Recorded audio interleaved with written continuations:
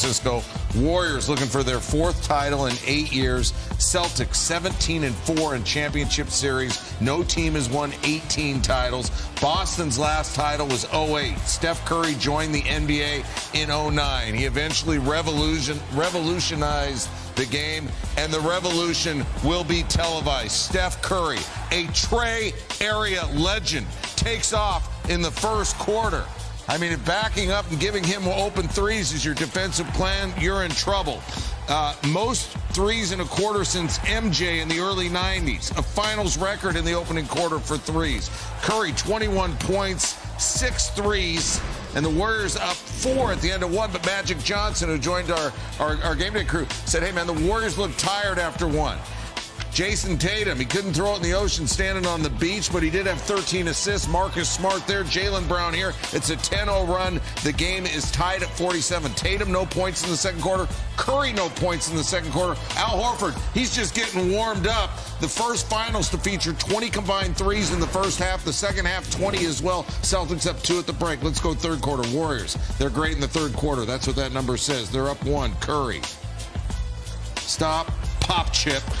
7 of 14, so that means he made just 1 of his last 7 threes. Warriors still up 4. Then Curry, the floater. Let's take a look. This is where we got Mark Jackson's "Mama, there goes that man" moment. Warriors up 9. I mean, this thing was the third quarter. Jordan Poole, it's all San Francisco. The party was on. The place was rocking. This was a no-doubter. It was 14. They led us by as many as 15. Andre Iguodala, the former Finals MVP, everything's going their way. Warriors outscore the Celtics by 14 in the third, largest point differential under Coach Kerr in a Finals third quarter. Up 12 at the end of the third.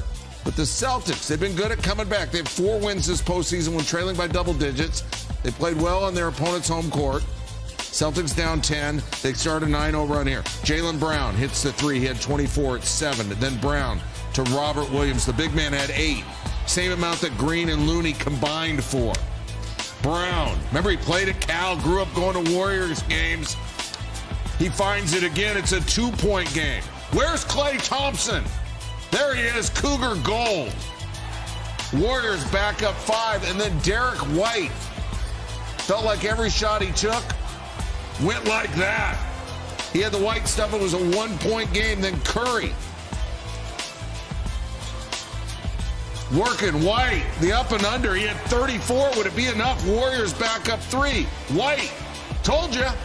Every time he touched it, nothing but the bottom of the net. Game tied at 103 with about 5:30 to go. Remember that, because Golden State will not score for the next 5 minutes. Al Horford playing in like his millionth. He played in like a million regular season games. This is his first NBA Finals. If some is good, more is better. Horford again. How about 8 straight for Horford? Celtics, an 11-0 run. Smart money. Boston standing in the corner. Watch after he hits it. How you like me now there, you front rowers? 14-0 run. Smart. Stop. Again, oh, they're partying at Eskimo Joe's. It's a 17-0 run. What has happened? And then Al Horford. Call me Al. And yes, I have been lifting. Horford, 26 points, 6 rebounds. He was the star of the game. The Celtics win 121-108. They're up in the series 1-0. What changed in the fourth quarter? The group that started the fourth quarter, I think, did a great job setting the tone. Jaylen attacking. Rob got a lob dunk, and that just kind of got us going. And from that point on, we felt like we're going to stay solid, continue to fight, and that's what we did. It is rewarding, and knowing we can play so much better. That's the main thing. Didn't have a great 3 quarters and kept ourselves in the game, and then locked down when we needed to. Guys are bummed, as you would expect, but it's a 7-game series for a reason. We just got to be better as far as being on the strength together and moving and hitting the open man. It was a tough loss, especially the way we did lose, squandering a 15-point lead. Very, very rare for us. So it's not the end of the world, and we'll regroup tomorrow, and we'll bring a much better effort on Sunday. Not ideal, but believe in who we are, how we deal with adversity. Excuse me. how we responded all year, how we responded in the playoffs after a loss. So learned a lot from that fourth quarter. Obviously, they made a lot of shots. Seemed like, I think they didn't miss until deep into the fourth. And, when you have a team that just finds a little bit of momentum like they did and they keep making shots, it's tough to kind of regain that momentum. Yeah, you heard Steph Curry. It was the worst points differential in any quarter in finals history, outscored 40-16. Warriors made 7 shots. Boston made 9 threes in that one. The most in any quarter in finals history, and the most in a fourth quarter. SportsCenter on the road, presented by Rocket Mortgage. Let's pick and roll with Stephen A. Smith and Jalen Rose. And Stephen A., I heard you say styles make fights. What's that mean specifically to what you saw in this game? Well, it just means that the Boston Celtics were bigger, they were stronger, and they knew it. And as a result, they didn't panic when Steph Curry exploded for 6 threes and 21 points in the first quarter, because they knew they'd be able to contain him, which they ultimately did over the last 3 quarters, holding him to 13 points. But in the end, when you're able to neutralize Klay Thompson and make Jordan Poole have an absolutely awful offensive game, the bottom line is you can end up walking away with game 1, stealing home court advantage, and putting the Golden State Warriors on their heels. So I'll piggyback off the fight theme, Stephen, and I like it very much. There's a different discipline in a street fight versus when you boxing. Steph Curry came out throwing haymakers and put his team on his back in the first quarter. But in the second quarter, as you mentioned, the Boston Celtics just shut his water off.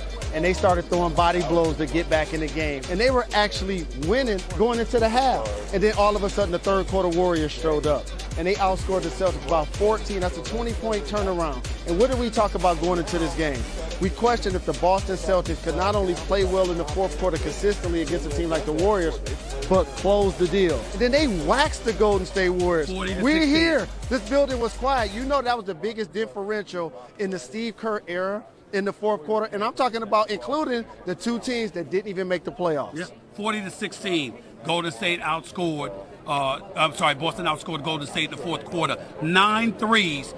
Golden State only made 7 field goals. So put that into perspective. And again, there was no stopping Jaylen Brown. I know that Al Horford had more points, but Jaylen Brown was doing what he wanted to do in pivotal moments offensively. Klay Thompson and others seemed ill-equipped to stop him. It's one dirty secret, Neil. The bigs for the Warriors gotta score points. Gotta score points. Draymond and Looney, if they're not a factor offensively, Al Horford get the rest on the interior, try to grab rebounds, and then he has fresh legs in the fourth quarter to actually play offense. Okay, I'll keep the fight theme going. You guys both had 7-game knockouts for Golden State. How does this change any of that? Well, I'm nervous as hell. Does that answer your question? I picked Golden State in 7 games. I'm nervous as hell. Obviously, the Golden State Warriors can still come back, win game 2, and then steal 1 in Boston and make this that seesaw kind of battle that I anticipated. But nevertheless, you got to have the legs. We're up in the stage, we're up in the booth with Magic Johnson. Magic Johnson says, look at the Golden State Warriors. At the end of the first quarter, he said everybody's got their hands on their hips. They look absolutely exhausted. So look at what Jalen said. They got body blows, and they didn't seem to be able to handle it. They came out storming in the third quarter, but couldn't maintain their efficiency because they didn't appear to have the stamina to keep up with the young thoroughbreds on the Boston Celtics. So I'm nervous as hell. To you guys' point, and Neil, yes, like Stephen A., I'm still picking the Golden State Warriors to win this series in 7. And you know, being around so many playoff series, after one team wins, it seems like it's doom and gloom for the squad that loses. I anticipate the Golden State Warriors respond in game 2. I'm still nervous as hell. I'm still nervous as hell. Stephen A., Jalen, see you fellas Sunday. Shrinking. I have to imagine your confidence is growing. In the midst of all that, what was that run like for you and your teammates? It was good. We were playing good basketball. Defensively, we were getting stops. And then offensively, I just tried to get our team going by just being aggressive and finding the right plays. And some shots went down for us, and it kind of just snowballed. You're understated, which I appreciate, but it was good. You made 10 straight shots in the finals. You made 9 of your first 11 threes in the fourth. It was a whole lot better than good. Explain for me and our viewers just how does the confidence just snowball? I know you're confident to begin with, but when it's going like that, what's the belief like among the group?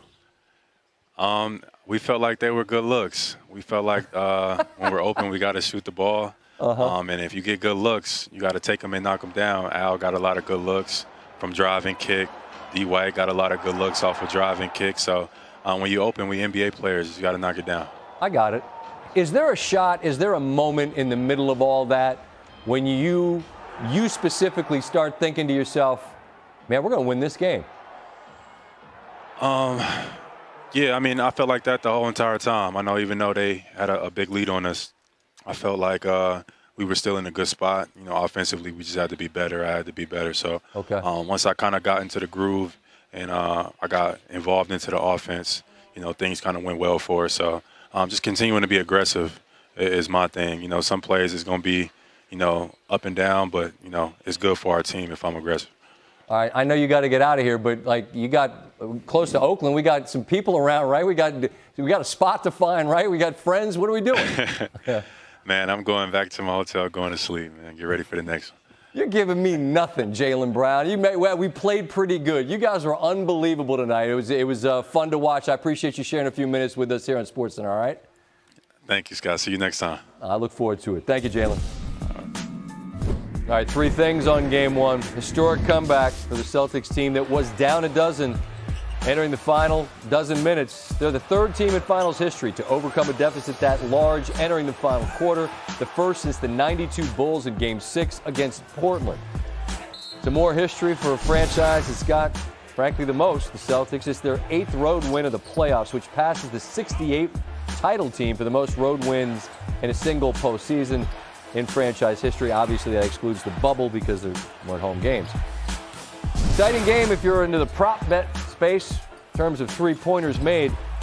Combined to make 40 threes in this game. That's the most in any game in NBA Finals history, passing the record of 35 from Game 4 in the 17 Finals. That was Warriors and Cavs. Ime Udoka in the locker room after the win.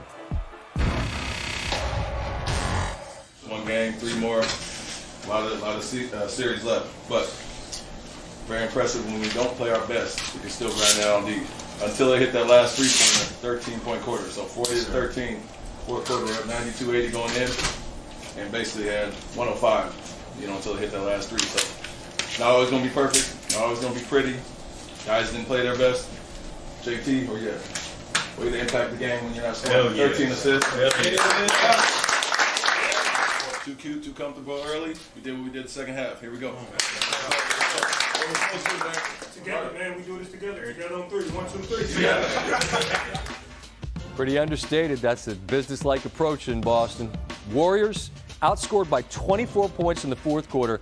That's the worst margin in any fourth quarter in NBA Finals history. Also ties the worst margin in any quarter in Finals history going back to 1960. So, obviously, the question lands in Steve Kerr's lap. What do you do with that? Well, they've got good size and athleticism, at every position pretty much. So they put a lot of pressure on you, but I thought we had some really good moments. We had 38 in the third quarter. We had a good run there. It was mainly the fourth quarter that got us. So we feel confident with our ability to score against them. But like I said, you give up 40 in the fourth and the other team makes 21 threes, it's going to be tough to win. Whether you win every game at home, you still want to win one on the road.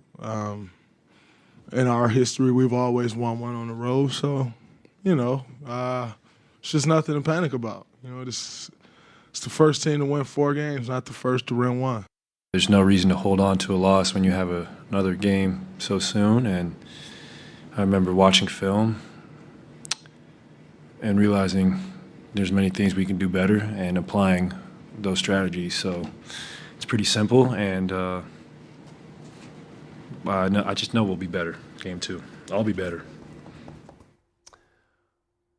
Mr. 94 feet is Mr. I don't know, maybe 94 minutes. We're getting extended play here at Pat Beverly. We were over on ESPN2. Great to have you with us here on SportsCenter. And look, anything can happen in the NBA. Comebacks are that's part of what we anticipate. But I don't know, man. You tell me. This fourth quarter from a Boston team that hadn't been on this stage against a veteran club at home.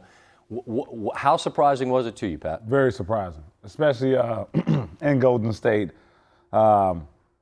But I think the Boston Celtics were a tougher team in the fourth quarter. You look at the numbers. The Boston Celtics, they shot 50% from the field. They shot 51% from the three-point, 81% from the free throw. I mean, you got to give them a lot of credit. They played well, especially in that fourth quarter. Maybe Golden State looks at it, later in the night. Maybe we can be better fourth quarter when it comes to some things defensively. But you have to give Boston a lot of credit, man. They came in in the fourth quarter ready to play, and they stamped the game. They did, and I think Steve Kerr spoke to that in some sound we played earlier, just about, look, I mean, it's 12 minutes where they're just absolutely insane. Yeah. They make 10 straight shots and all the rest. But you talk about what will be different in game two. Tatum goes 3 of 17 for Boston. I'm sure, and Coach Udoka whose approach you and I both certainly appreciate because it's not real high after just one win. In terms of who can make a bigger adjustment for the second game, is there one that's more obvious for either side in your opinion? No, I don't think so. Maybe, we talked about it earlier. Maybe Golden State does some things offensively where they, go more split offense. Maybe they don't try to go for the knockout as much. Maybe they can rotate, a little bit more, a little high contest, make some guys put the ball on the floor. But, at the same time, maybe Boston's saying, maybe we come out a little bit focused that first half. Maybe Jason Tatum doesn't give us a 3 for 17 type of performance when it comes to shooting. So, it's a lot of factors that go into. I do know one factor is that Boston is up 1-0. That is the truth. And that shock, shock. I don't want to overstate. Is that an appropriate word? No, that's the most valid word you can use. Is shock for sure. I'm shocked. Now Draymond's doing that thing that, and I asked you about this earlier. I always wonder, what are you guys looking at? Like, what are the numbers that tell you something? And Draymond made the point to say, look, it was Smart, it was White, and it was Horford that went 15 of 23 from three. Yeah. And what he's saying is they're not going to do that again. And you know what? They probably won't. But I'm saying Tatum's not going to go 3 of 17 either. I just wonder from Golden State's perspective if they can flush those 12 minutes and not allow that to leak into what happens going forward. I mean, you hope that's the case. But if I'm any one of those guys that we just named on the Boston Celtics, I feel good about next game when I shoot that ball. I feel good and shoot around. I feel good the next morning I wake up. Man, I seen a couple go in. It's not like it's a next series. This is it. And we done shot 15, we done made 15 threes on the biggest stage. I feel good next game. Would you tell me, you tell yourself, I love these rims, right? Yeah, I mean, the rims are bouncy. They feel good shooting the rims. We deserve to be here. Maybe all that stuff as basketball players, it comes in your head, man. It really does. Horford has been, 15 years in the league. So whether he's been on this stage or not, he's seen pretty much anything there is. And you have a ton of young talent as well. We just heard from Jaylen Brown. Is there anything moving forward that you feel like is too big for this Boston team? In other words, to win 3 more games. It doesn't look to me like that's beyond their capability at all. No, not at all. And it's crazy. We were up here talking. Doc Rivers just texted me out the blue. Like I told you a long time ago, that it's all about imposing your toughness on the team, and that's exactly what Boston did. They didn't fold when they got down a little bit, and when the lights got brighter, and they stepped up. So that goes to all toughness right there. And I realize it's a different audience that we're speaking to now than the one we were talking to earlier. So we might be repeating ourselves in our mind, but how much credit for Ime Udoka from where they were to where they are now? Yeah, I mean, you have to give them a lot of credit. Management first, obviously, to put him in a position that he's in right now. So the Brad Stevens, I don't know who else is up there, but management organization comes first. But, to Defensive Player of the Year, to start the fourth quarter, not playing him a lot.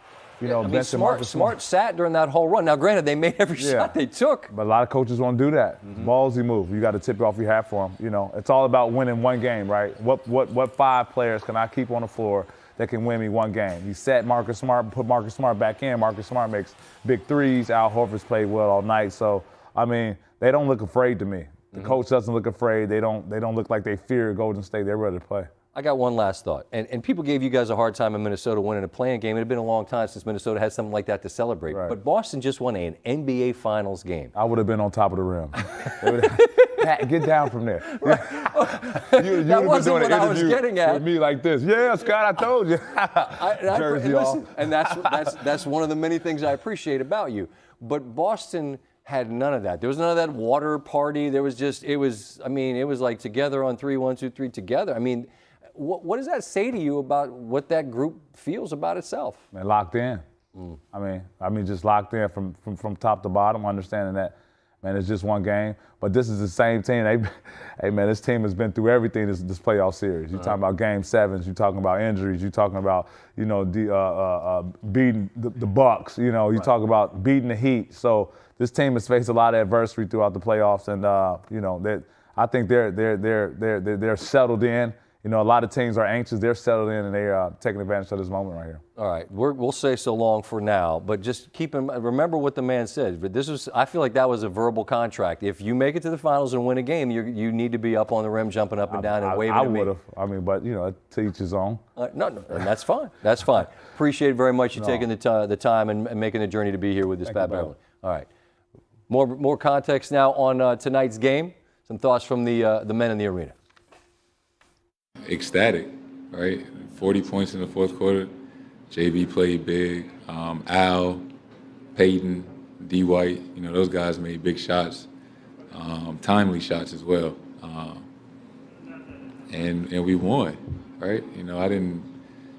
I had a bad shooting night. I just tried to impact the game in other ways. We're in the championship. We're in the finals. All I was worried about was trying to get a win, and we did, and that's all that matters at this point. So, I don't expect to shoot that bad again, but if it means we keep winning, I'll take it. For us, it was just continue to play no matter what, and our guys, that's what we did. It wasn't our best game.